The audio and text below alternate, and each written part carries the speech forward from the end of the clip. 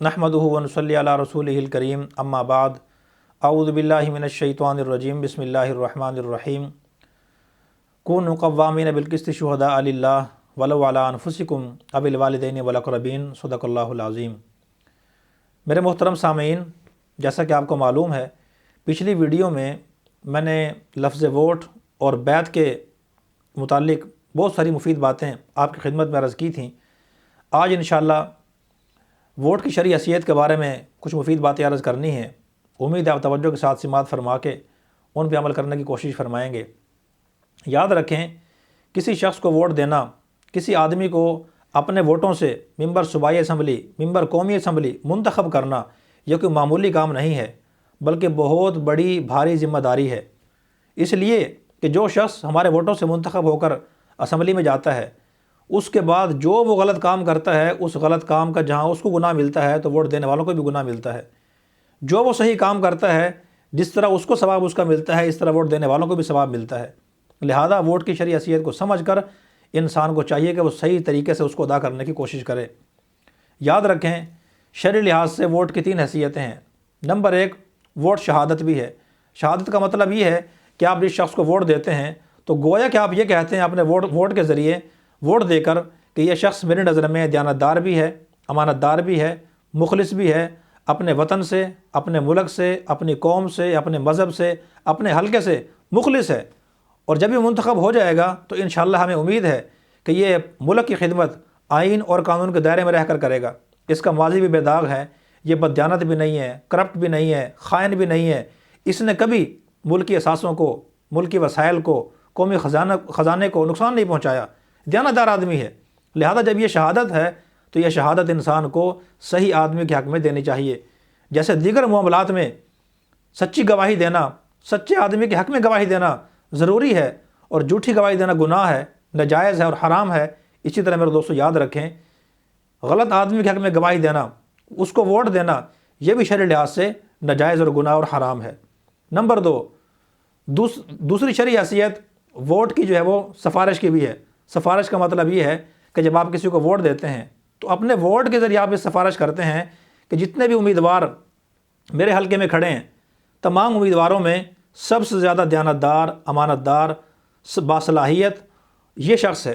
लिहाजा मैं वोट देकर सिफारिश करता हूँ कि इसको मिंबर मुंतखब किया जाए।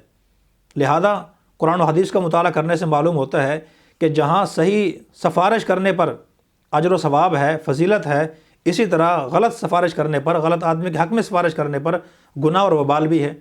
लिहाजा ये सिफारिश भी हमें सही तरीके से करनी चाहिए और सही आदमी के हक़ में करनी चाहिए। नंबर 3, तीसरी शरई हैसियत वोट की वो है मुश्तरका हुकूक में किसी को अपना वकील बनाना। मतलब ये है, जिसको आप वोट देते हैं, जिस हल्के के लोग, वो अपने उम्मीदवार को पूरे हल्के की तरफ से अपना वकील बनाते हैं, मुश्तरका वकील।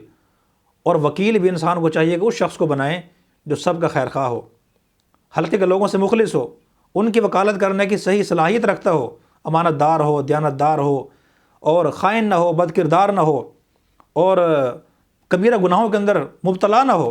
दयानतदार आदमी को वकील बनाना चाहिए। अगर आप किसी गलत शख्स को वकील बनाएंगे मुश्तरका हुकूक में, तो आपको गुनाह मिलेगा।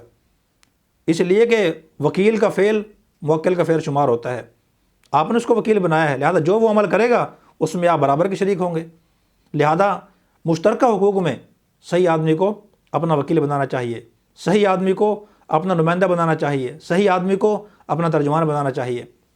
नंबर 4, उलमा ने फरमाया है, बाज़ उलमा ने, कि शरई लिहाज से वोट की एक हैसियत क़ज़ा की भी है, फ़ैसले की भी है। फ़ैसले की, हमारे मुल्क में अदालती निज़ाम है। अदालती निज़ाम में छोटी अदालतों में, निचली अदालतों में एक जज फैसला करता है, लेकिन बड़ी अदालतों में कभी एक जज फैसला करता है जिसको सिंगल बेंच कहते हैं, कभी 2 या 3 जज फैसला करते हैं जिसको लार्ज बेंच कहा जाता है, और कभी किसी अहम पटिशन में, किसी अहम केस में बड़ी अदालत के सारे जज जो है वो सिमात करते हैं, उसको सुनते हैं, उसको फुल कोर्ट कहा जाता है। और जब जजों में इख्तलाफ हो जाता है तो बाज़ औक़ात रेफरी जज मुकर्रर किया जाता है, वो फ़ैसला करता है। और अगर सारे जजों में इख्तलाफ हो जाए तो फिर कसरत राय से फ़ैसला किया जाता है। तो इसी तरह एक हलके में जितने भी वोटर होते हैं, वोट देने वाले, ان کی مثال جو ہے وہ فل کوٹ کی طرح ہوتی ہے، اور جو امیدوار ہیں ان کے حق میں انہوں نے فیصلہ دینا ہوتا ہے۔ آدھے لوگ ایک طرف ہوتے ہیں، آدھے دوسری طرف ہوتے ہیں، تو لہذا جو شخص اپنے اس ووٹ دینے والے حق کو استعمال کرتا ہے تو وہ اس عمل میں شریک ہو جاتا ہے، اور جو اپنے ووٹ دینے والے عمل کو استعمال نہیں کرتا وہ اس قضاء والے حق سے، فیصلے والے حق سے محروم ہو جاتا ہے۔ جس طرح فل کورٹ کے اندر تمام ججوں کے لیے ضروری ہے کہ وہ دیانتداری سے فیصلہ دیں، اسی طرح پورے حلقے کی عوام کے اوپر بھی ضروری ہے کہ وہ ایک صحیح آدمی کے حق میں، دیانتدار آدمی کے حق میں فیصلہ دیں۔ بد دیانت، خائن، بد کردار، ایسا شخص جو اپنی قوم سے مخلص نہیں ہے، وطن سے مخلص نہیں ہے، اور اپنے مذہب سے مخلص نہیں ہے، اپنے حلقے کی عوام سے مخلص نہیں ہے، جس نے ملکی خزانے کو نقصان پہنچایا، ملکی وسائل کا بے دریغ استعمال کیا، چور بھی ہے، کرپٹ بھی ہے، بد دیانت بھی ہے، ایسے شخص کو میرے دوستو منتخب نہیں کرنا چاہیے۔ اگر ہم صحیح لوگوں کو انتخاب کریں گے، صحیح لوگوں کو ہم ووٹ دیں گے تو انشاءاللہ ہمارا مستقبل روشن ہوگا۔ غلط لوگوں کو سپورٹ کریں گے، غلط لوگوں کو ووٹ دیں گے تو ہمارا آنے والا کل میرے دوستو وہ تاریک ہوگا۔ لہذا آنے والے انتخابات میں صحیح لوگوں کو انتخاب کریں، غلط لوگوں کو انتخاب نہ کریں، بالکل نہ کریں غلط لوگوں کا انتخاب۔ اللہ پاک سے دعا ہے، اللہ پاک مجھے بھی، آپ سب حضرات کو بھی، ان تمام باتوں کو، ان تمام شرعی حیثیات کو جو ووٹ کی میں نے بیان کی ہیں، ان کو سامنے رکھ کر اپنا یہ فریضہ ادا کرنے کی توفیق عطا فرمائے۔ وآخر دعوانا